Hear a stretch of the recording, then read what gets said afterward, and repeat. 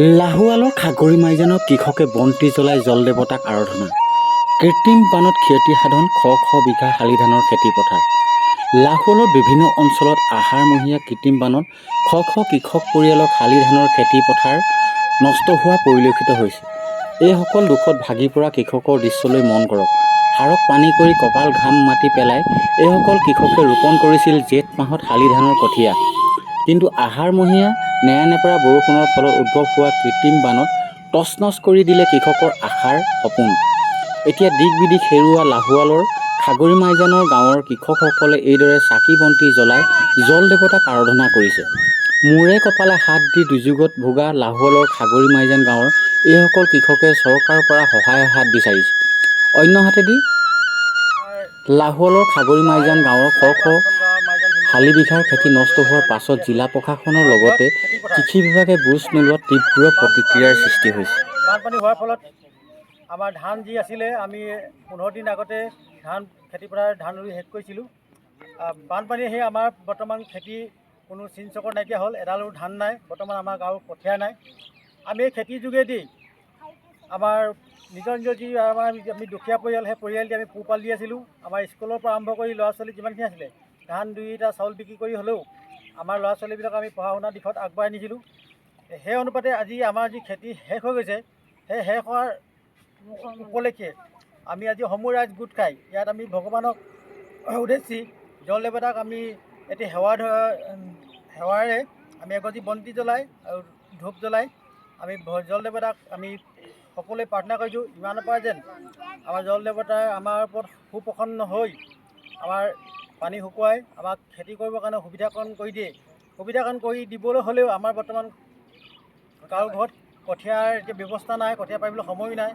আমি আজি এই ইয়াৰ পৰা সমূহ ৰাইজে চৰকাৰক অনুৰোধ কৰি বিচাৰিছোঁ, আমাৰ যি সাংবাদিক বন্ধু আহিছে, সাংবাদিক বন্ধুসকলৰ যোগেদি আমাৰ পঞ্চায়তৰ প্ৰেচিডেণ্ট ছেক্ৰেটেৰীসকললৈ আৰু আমাৰ বিধায়ক মহোদয় আমি বিনম্ৰভাৱে সকলোৱে কৰজোৰে অনুৰোধ জনাইছোঁ, তেখেতে যেন আহি আমাৰ এই বৃহৎ খেতি পথাৰ পৰিদৰ্শন কৰি খেতি বিভাগৰ যি সদস্যসকল আছে, ব্যক্তিসকল আছে গণ্যমান্য, তেখেতসকলো আহি এবাৰ ইয়াত আমাক পৰিদৰ্শন কৰি আমাৰ দুখীয়া পৰিয়ালক কিবা এটা উপকৃত কৰিব বুলি আমি আশা কৰিছোঁ। সেইখিনিতে আমি সকলোৱে প্ৰথমে বন্তি জ্বলাই আমি সকলোৱে এটি সেৱা ধৰিছোঁ।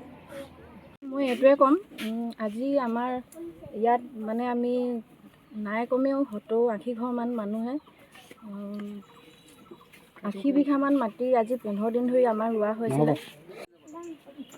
হয়, মই এইটোৱে ক'ম, আজি আমাৰ মানে শ বিঘা মাটি আজি 15 দিন ধৰি বানপানীত মানে যিটো পানী হ'ল সেই পানীত ডুব গৈ আছে। আমাৰ মানে কঠীয়াও নাই তেনেকৈ, আৰু এতিয়া আমাৰ কঠীয়া হ'লেও আমাৰ যিটো মানে ইয়াত আমি যিটো জেঠমহীয়া মানে ৰুওঁ তেতিয়াই হয়, এতিয়া আমাৰ এই পানী নুশুকাই মানে, তাৰপিছত একেভাগে থাকে। এতিয়া ৰুলেও আমাৰ খেতিটো হোৱা আশা নাথাকে মানে। চৰকাৰী ফালৰ পৰা কোনোবা চৰকাৰী মানুহ আহিছিলে নেকি? চৰকাৰী মানুহ তেনেকৈ কোনো আমাৰ খা-খবৰ লোৱা নাই বৰ্তমান। কি হ'ব আপোনালোকৰ ভৱিষ্যত কি হ'ব মানে ল'ৰা ছোৱালীকেইটা এতিয়া খাবলৈ বা কিবা আমাৰতো কৰিবলৈ অলপ অসুবিধা হ'ব। মেইন মানে এতিয়া ল'ৰা ছোৱালী পঢ়োৱা শুনাৰ পৰা আমি ধান তেনেকৈ বিক্ৰী কৰিয়েতো ল'ৰা ছোৱালী পঢ়াওঁ খুৱাওঁ। আমাৰ অন্য তেনেকৈ জীৱিকা বুলিবলৈতো নাই, খেতিটোৱে আমাৰ এতিয়া তেনেকৈতো আমাৰ বহুত অসুবিধাৰ হ'ব। ল'ৰা ছোৱালী পঢ়োৱাৰ পৰা খোৱাৰ পৰা বছৰ ধৰি মানে কি খাম, সেইটো চৰকাৰক কি আহ্বান জনাব? চৰকাৰক এইটোৱে আহ্বান জনাম যাতে আমাক মানে মুখ্যমন্ত্ৰীকো ডাঙৰীয়া কওঁ, আমাক মানে কিবা এটা সহায় সুযোগো দিব লাগে। আৰু যিখিনি আমাৰ কষ্ট হৈ গ'ল আজি ট্ৰেক্টৰ হাল বোৱালৈকে, আৰু যিখিনি মানে আমি কষ্ট কৰিছিলোঁ, আমাৰ 15 দিন ধৰি মানে পানীত ডুব খাই থাকিলে। আৰু এবাৰ আমি যিখিনি কৰোঁ সেইখিনি মানে আৰু নেক্সট কিবা হ'লে আকৌ আমি কৰিবও নোৱাৰোঁ, আৰু এবাৰ কঠীয়াও নাই পাবলৈ। আপোনালোকে ফচল বীমা নাই কৰা আহিছিলে নেকি? নাহে তেনেকৈ চৰকাৰী মানুহ আমাৰ তেনেকৈ একো মানে এইবিলাক খা খবৰ ল'বলৈ নাহে। আজি কিমান দিন হ'ল পানীটো সোমাই? আজি 15 দিন মানে 15 দিনতকৈ বেছিয়ে হ'ব, 15 দিনতকৈ বেছিয়ে হ'ব। ক'বলৈয়ে আমি একেবাৰে দুখিত। আমি দুখিত মানে আমাৰ একোৱেই নাই। বৰ্তমান আমাৰ জেঠমহীয়াৰ পৰা যিটো খেতি আৰম্ভ হয়, আমাৰ এখন মাইজান পথাৰ, প্ৰায় আমাৰ ইয়াত 600-700 ঘৰ মানুহ আছে। 600-700 ঘৰ মানুহৰ প্ৰায় 200 বিঘা মাটি আজি 15-20 দিন নেৰানেপেৰা বৰষুণৰ ফলত বানপানীয়ে আমাক খেতি একেবাৰে বিধ্বস্ত কৰি পেলাইছে। ইয়াত এডালো কঠীয়াও নাই কাৰো ঘৰত, এডালো ধানো নাই পথাৰত। আমি চৰকাৰক আপোনালোকৰ তৰফৰ পৰা আমি বিধায়ক মহোদয়ৰ পৰা আৰম্ভ কৰি আমি মুখ্যমন্ত্ৰীলৈকে এইটোকে জনাব বিচাৰিছোঁ, আহ্বান জনাইছোঁ যে তেখেতসকলে আহি আমাক এবাৰ বুজ লওক। আমাৰ দুখীয়া পৰিয়ালবিলাকৰ ঘৰত ঘৰে আহি এবাৰ বুজ লওক। আমাৰ খেতি পথাৰতে আমাৰ সকলো নিৰ্ভৰ। আমি খেতি নহ'লে থাকিব নোৱাৰিম। খেতি নকৰিলে আমি খাবলৈ আমাৰ কোনো চাউল এতিয়া বৰ্তমান কাৰো ঘৰত ধান চাউলো শেষ হৈ গৈছে। আৰু আমাৰ এতিয়া যদি পিছতীয়াকৈ পানী কমি যায়, আমি পানী কমালে আমাৰ কঠীয়া নাই। যদি বিধায়ক মহোদয়ে আমাৰ কঠীয়াখিনি ক'ৰবাত যদি সুবিধা কৰিব পাৰে, আমি তেখেতক আপোনালোকৰ জৰিয়তে তেখেতক আমি আহ্বান জনাইছোঁ, এবাৰ আহক। আমাৰ পানী আমি জলদেৱতাকো আমি আৰাধনা জনাইছোঁ। আজি পানী যেন শেষ হৈ যায়, পানী শুকুৱাই আমাৰ দুখীয়া পৰিয়ালবিলাকৰ ওপৰত সুপ্ৰসন্ন হৈ আমাক খেতি কৰিবৰ কাৰণে আমাক অকণমান সুবিধা কৰি দিয়ে বুলি আমি আপোনালোকৰ তৰফৰ পৰা চৰকাৰলৈ অনুৰোধ জনাইছোঁ। আমি যিটো চৰকাৰী ব্যাগুম যিটো কৃষি বিভাগৰ আঁচনি এখন আছে বা বিভাগ এটা আছে, সেই বিভাগৰ আমি ইমান জ্ঞাত নহয়। যদি আছে আমি আপোনালোকৰ ফালৰ জৰিয়তেই আহ্বান জনাইছোঁ, তেখেতসকলে আহক, আহি আমাক বুজ লওক। তেখেতসকলে যেন আমাক কিবা এটা উপায় বা সহায় সহযোগিতা আমাৰ ফালে আগবঢ়াই দিয়ে। হয়, আৰাধনা কৰিব লগা হয়। আমি চৰকাৰী বিষয়াৰ পৰা আমি কোনো ধৰণে আমাৰ যোগাযোগ হোৱা নাই এতিয়ালৈকে। আমি যদিও আছে আমি নাজানো ক'ত কেনেকৈ যোগাযোগ কৰিব লাগে। আমি অশিক্ষিত গোটেইখিনি মানুহ। যদিও কেনেবা আছে আপোনালোকৰ জৰিয়তে আহক তেখেতসকল, ইয়াত আমি সকলোখিনি তেখেতসকলৰ আগত আমি অৱগত কৰিম। বছৰটোলৈ খেতি পথাৰ খালী হৈ গ'ল।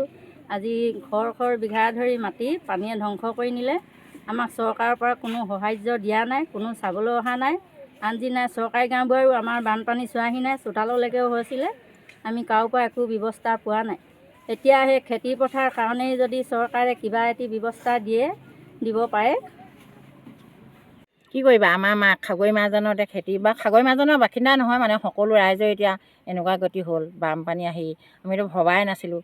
আগতীয়াকৈ গোটেই কঠীয়া পাৰি লৈ মানুহে সকলোৱে ৰুই শেষেই কৰিলে। এতিয়াতো আমাৰ দুনাই আকৌ ৰুবলৈতো উপায় নাই। কঠীয়ানো ক'ত পাম, দিব কোনে? ৰাইজৰ আনফালেওতো নাই বুলিয়ে শুনিছোঁ। তথাপিতো আকৌ আমাক এতিয়া চলিবই লাগিব এনেকৈ, দিনে কমোৱা দিনে খোৱা মানুহৰ ৰাইজৰতো উপায় নাই। কৰিবা কি এতিয়া? আৰুনো কিনো ক'ম, হেৰি নহয় এতিয়া পথাৰতো নাই। আকৌ য'ত কঠীয়া পাৰিছোঁ তাততো হেৰাই নিলে। এতিয়া আনফালেনো উপায়তো নাই। এতিয়া আমাৰ এতিয়া দিনে কমোৱা দিনে খোৱা মানুহৰতো এইখিনি কৰিবই লাগিব। এতিয়া আকৌ খেতি আৰু ধানটো কঠীয়াটো নাই, কোনে দিব আমাক? কৃষি বিষয়া কোনোবা মানুহ আহিছিল নেকি আপোনালোকৰ খেতি চাবলৈ? নাই, এতিয়ালৈকে নাই অহা।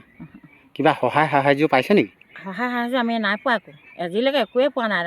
আন গাঁৱত এতিয়া মানুহৰ কঠীয়া এনেকৈ সঁচলৈ দিয়ে। আমাৰচোন এতিয়া আমাৰ খাগৈ মাজনৰ মানুহে একো গমেই নাপাওঁ।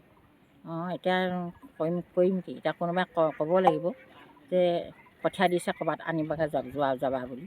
আমাৰ ঘৰৰ মানুহে এতিয়া কোনো গমেই নাপায়। আন মানুহ এতিয়া চৰকাৰী ৰাইজে কি চকু মেলি চাই আকৌ দুখীয়া ৰাইজক। এতিয়াতো সকলোতেতো এনেকুৱাই বানপানী। আমাৰতো খাগৈ মাজনটো এতিয়া তাৰ এক বছৰতো খেতি নহ'লেই। যোৱা বছৰ অলপমান কৰিছিলে, তথাপিতো এতিয়া কঠীয়াচোন পাবলৈ নাই। য'ৰে ত'ৰে মানুহে মাগি খুজি ধৰি লওক কষ্ট কৰিছিলে, এতিয়া তাকো নাইকিয়া।